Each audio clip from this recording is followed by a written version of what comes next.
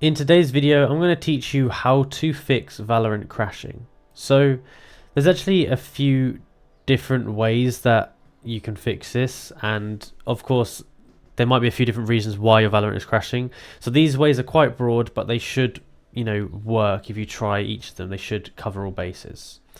So one of the first ways that you can make it potentially work is go onto Valorant, right click it, go to more, and you can run it as an administrator. Now if you run it as an administrator, it might bypass some of the settings that are limiting it, and generally if those settings are limiting it, then administrator mode will make it work, and if not, it will give you pop-ups like, do you want to allow this, and that might help it work.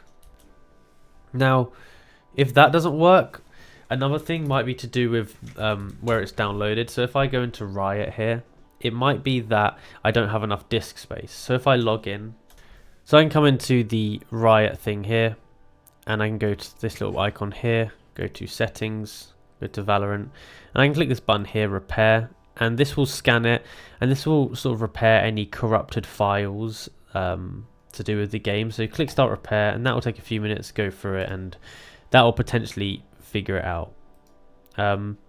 Now one last way that you can do it if this really doesn't work, the last way is that you can click on Valorant and you can uninstall it from your PC and reinstall it, and then once you've done that, make sure you restart your PC as well, and that should patch any kind of issues that you're having with it, and that should definitely fix it and make it work.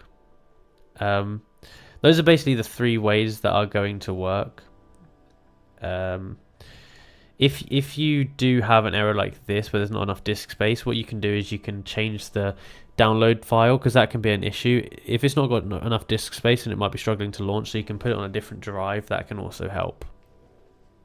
If you found this video useful, then be sure to like and subscribe, and also comment down below that this video helped, to let other people know that it did help and that they should try these methods too.